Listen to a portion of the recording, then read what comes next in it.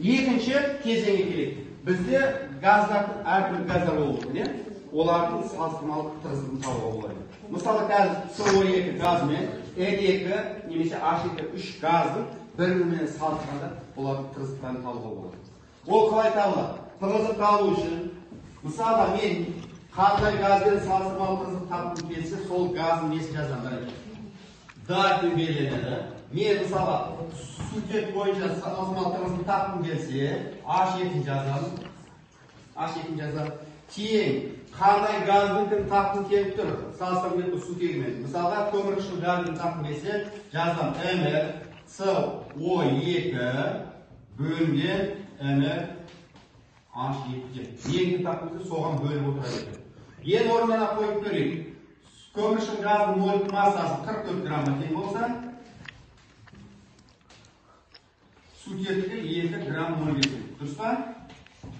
Бұл жерде шығады 22 санына тең болады. Сонда салыстырмалы тығыздығы сутекке қарағанда көмірқышқылының массасы 22 есе деген сөз, ауыр деген сөз.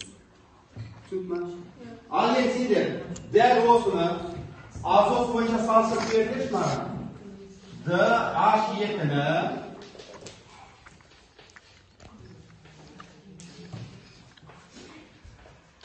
ауышесін күркіші не шығады?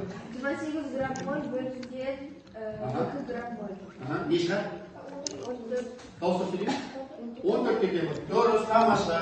28 грамм мольді 2 грамм мольге бөлім 2 грамм мольге бөлім. 14. Тең болып 14-ке тең. Сонда сутекке қарағанда азот қанша есе ауыр болды? 14 есе ауыр. Салыстырмалы тығыздық түсінікті болды ма? Бұл болмай екен, жақсы. Ал енді тағы бір ауызша көрейікші. Көмірқышқыл газынан азот неше есе жеңіл? 44 грамм моль бөлінген 8 грамм.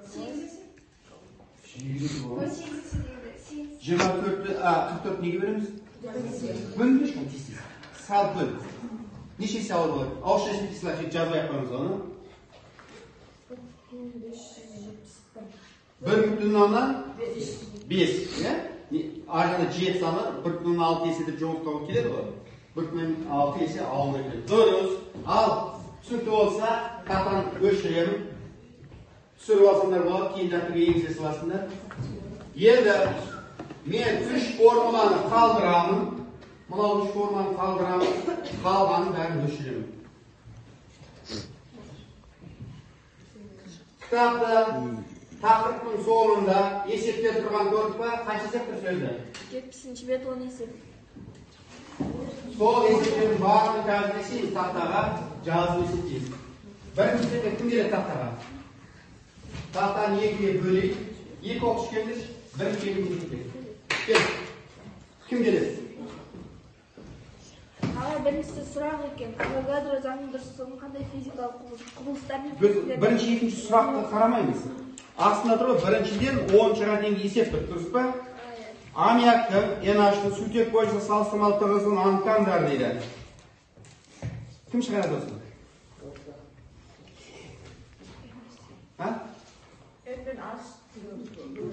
Салыстырмалы тығыздықта тұр, сутек бойынша салыстырмалы тығыздық. Аммиактың несін тауып аламыз? Әмірін тауып аламыз. Оны неге өлеміз? Сутек бойынша оған кезде? Неге өлеміз? 2-ге бөліп бұл қазір ғана ауызша есептедік бұл. Азоттың ат массасы неге тең? Nerede? NH-те. Азот неше тең? Азот? Масса дейді, масса. Масса астында тұрады деді ғой, астында. 14. 14 қосам, сутекке қанша тең? Сутекке 1. Менде қанша сутек тұр? 13-ке көбінсе. Суда бізде Сөйтемді қосып жібереміз, неше шықты? 15 шықты. Қанша? 15. 14 қосылған 15 болмайды. Дұрыс айтып 17. 17. Енді 17 неге бөлем? 17-ні біз 2-ге бөлеміз. Дұрыс айтасың, 2-ге бөлеміз. Шашы тақтар? Кел. Тақтар кел. Сондағы. Ол бірінші есеп шығатын болды, талдады. Қалған екінші есеп. Газдың сутек бойынша салыстырмалы тығыздығы Неге теңдейді? 14-нан 5-ке тең. Газдың мольдік массасын есептендірді. Бұл жағақтың шарықтың есебіне кері есеп болайын. Иә? Ал табал. Жазайын. Бірінші берілген жазамыз. Берілген не беріп бізге? Жоқ. Берген NH3 берген. Тияқтан жаз. NH3. NH3. Сүлдеп жаза. 3 түне жазып тұр. Осы ғана беріп тұр. Шешілу деп жаза енді. Қалып керек. Маған берілген айтпайым шешілген. Қуытыңды айырыңдар.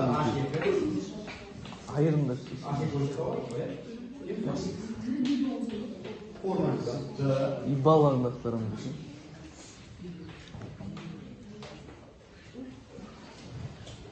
Димаш қайсы?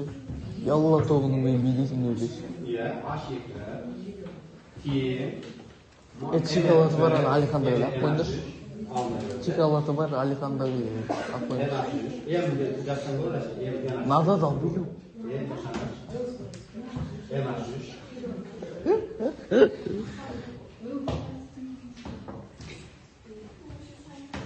Тұрыңыз бөлінген.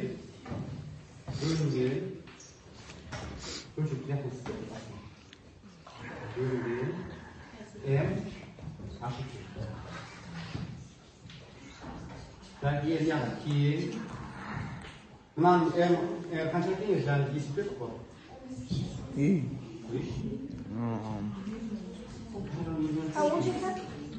Hoca 17 bölgeliği etkili 8 şartı var. Geriye kesinlikle yan geliyor.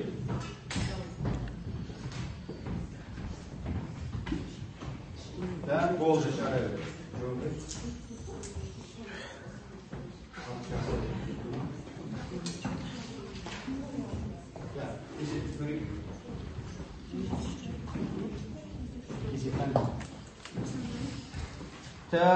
Bizde gazın sütü koyucu saçması mağanı yiyebiliyoruz bu. Bu karanlık nakısı. Sütü son taktayacağız. Bu mantı dörüz. Niye? Tema çalışışları. Samaşa. Şahşeler. Жұмысқайда. Ол тақтан шығарған сіздер бір жазып отырмын. Формалы, о формаларында бәрі жазып отырмын солай. Отырып алып күйлейін демейді. Соның басы қорырым.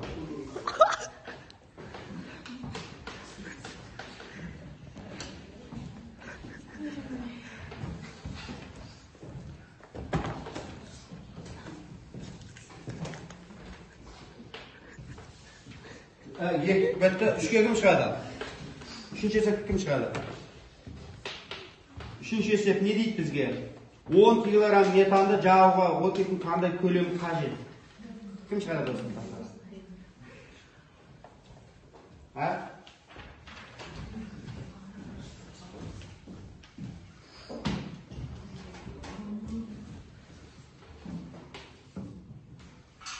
Da, 3. esep.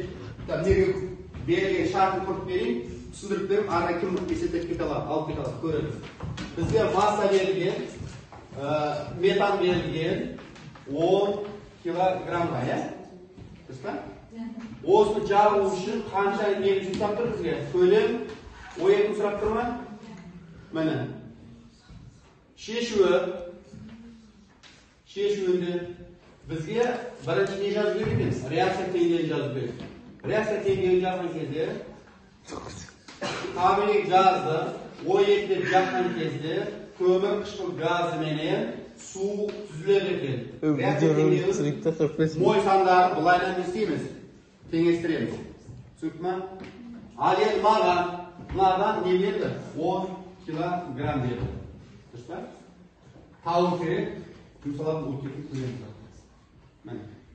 Енді мынадан не бар деп санаймын? Кальций жоқ қой менде, иә? Яғни бұл жерде қанша моль бар деген сөз? 1 моль бар. Мында қанша моль бар? 2 моль бар. Енді біз массаны неге айналдыруымыз керек? Мөлшерге айналдыруымыз керек. Мөлшерді теңестік болғаннан кейін, оны қайта неге айналдыруымыз керек? Көлемге aynalarım. Sonda men ikinci және қаншасыншы форма қолданамын? Үшінші форма қолданамын. Ал енді мынаның бірінші несін табамын? Мольдың массасын табамын. CH4. Көміртек қанша екен? Есептеп айт. Мен жазамын, сендер айттың.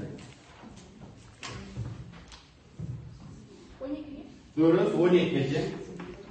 Қосам сүтте қанша екен? Бірге. Көтті неге? 4-ке. Жауап? 16. Дұрыс айтады, 16 екен. 16 грамм мольге тең отыр. Дұрыс па? 16 грамм мол. Бізде қанша моль отыр берді? 1 мол. 1 мольге көбейтетін болсақ қанша болады сонда? 16 грамның өзі шығады. 16 грамм болады. Дұрыс па? Енді 10 килограмм неге айналдырамын?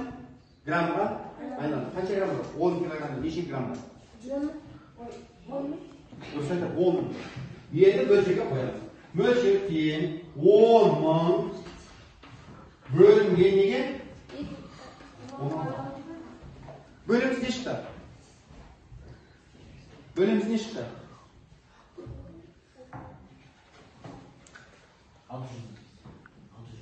625 дейік. Дұрыс айтады.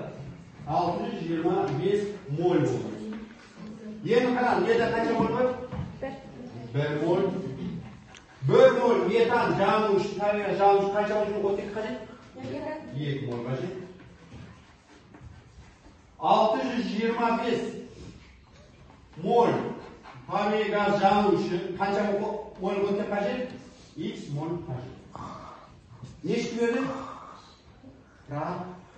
Пропорция. Ал пропорцияны орындаймыз. X-тен 625 неге өйтіп? Дұрыс айтады, 2-ге өйтіп. Бөлген неге? 1-ге. 628 не шығады? 1250. 1250, дұрыс айтады, 1250 моль бар. Яғни 10 килограмм метан жағу үшін 1250 моль не жұмсалады екен ма? Оттегі жұмсалады. Енді ол не істеймін? Мынау формаға әкеліп қоямын. Ары не істеймін? Енді өздері айтып, кім аяқтайды сіз? Бүгін сіз формаға сіз қойын.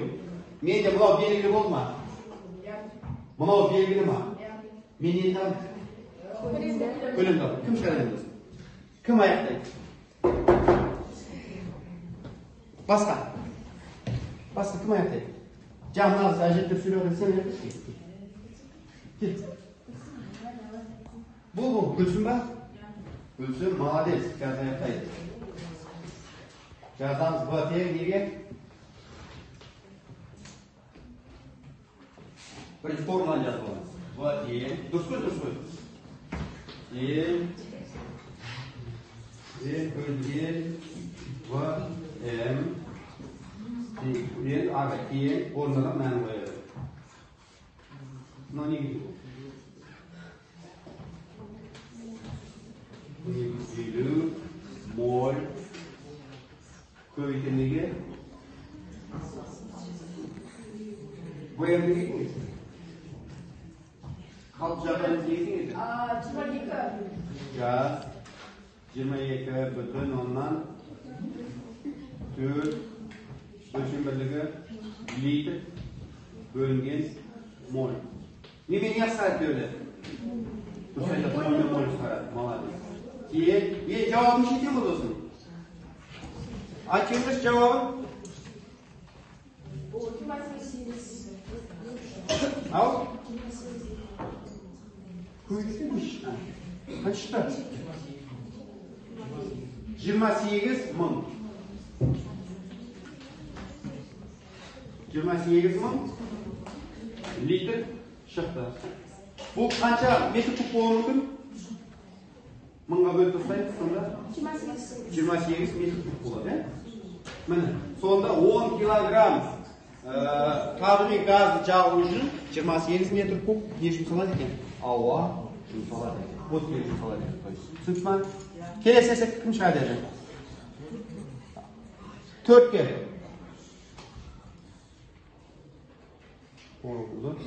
Кәді. Так, үйге тапсырма ретінде аламыз. 4'tü, 5'ti, 6'ni, және 7'ni 4 есепті аламыз. Түсінікті? Енді сабақ қорытындылап жіберейік. Үй тасымасы белгілі болса, бүгінгі сабақта біз не өттік? Авогадро заңы мольдік көлемі. Зат мөлшері екен болады екен.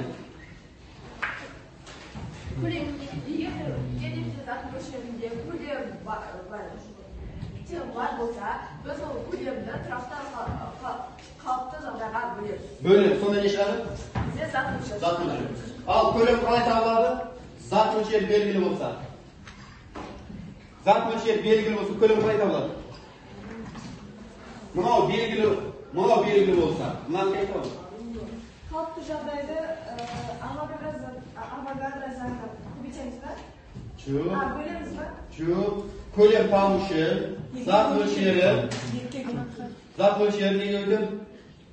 Қалыпты. Ол кім? 22 өтті. Дұрыс. Қалыпты жағдайға немесе 22-4 екеуі бір сәт ол. Мен соған көйте сыладым болды. Қалыпты жағдай дегеніміз қандай жағдай? 101,3 и килопаскаль 0 градуста и 273 кельвинге Егер шама, дұрыс, жақсы. Бүгін сағатқа белсенді қатысқан кім? Атшын. Амангел және жақсы. Кім? Балауса жақсы. Арайым жақсы. Кім? Бөлсін өте жақсы. Бөлгейлі өте жақсы. Кім? Алына өте жақсы. Так, үйге тасына түсінікті болды ма, Сабақ аяқталды. Сау болыңдар.